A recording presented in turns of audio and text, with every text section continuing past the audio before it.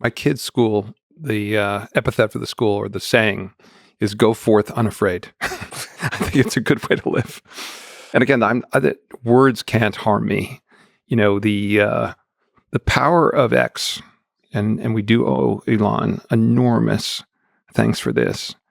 Is now, so for example, the Washington Post wrote a story about me a couple of days ago, and I didn't think the story was a fair story. So within a few hours of the story being written, I'm able to put out a response to the story and send it to 1,200,000 people, and it gets read and reread. I haven't checked, but probably 5 million people saw my response. Now, those are the people on X. It's not everyone in the world. There's a disconnection between the X world and the offline world. But reputation in my business is basically all you have. And as they say, you can take a lifetime to build a reputation and take 5 minutes to have it disappear. And the media plays a very important role, and they can destroy people. At least we now have some ability to fight back. We have a platform we can surface our views.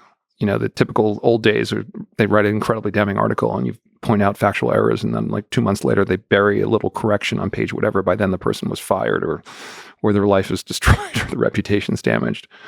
I was with Warren Buffett talking about media, and it's a business he really loves. And he says, "You know what, Bill?" He said, a thief with a dagger. The only person who can cause you more harm than a thief with a dagger is a journalist with a pen. And those were very powerful words. So you think X, formerly known as Twitter, is a kind of neutralizing force to the power of centralized journalistic institutions? 100%.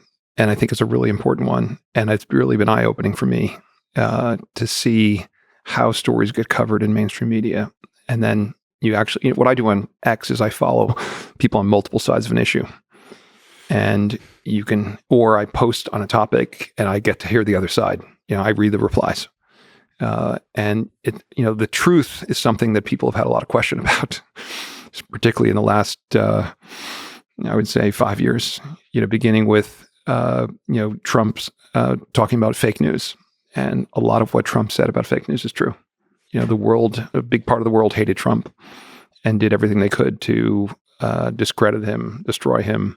And he did a lot of things perhaps deserving of being discredited. He's by a very imperfect, in some cases harmful leader.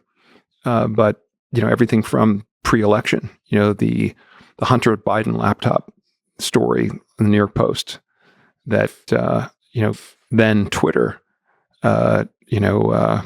made it difficult for people to share and to read. COVID, the Jay Bhattacharya's of the world questioning the government's response, questioning long-term lockdowns, questioning keeping kids out of school, questions about masks, about vaccines, which are still not definitively answered. No counterbalance to the power of the government when the government can shut down avenues for free speech. And where the mainstream media has kind of towed the line in many extents to the government's action. So having a independently owned, powerful platform is very important for truth, for free speech, for hearing the other side of the story, for counterbalancing the power of the government. Elon is getting, a lot of pushback.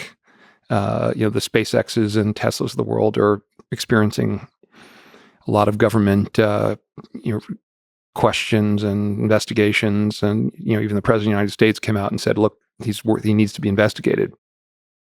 I'm getting my own version of that in terms of some negative media articles. I don't know what's next, but yeah, if you stick your neck out in today's world and you go against the establishment, or at least the existing administration, you can find yourself in a very challenged place, and that discourages people from sharing stuff. And that's why anonymous speech is important, some of which you find on Twitter.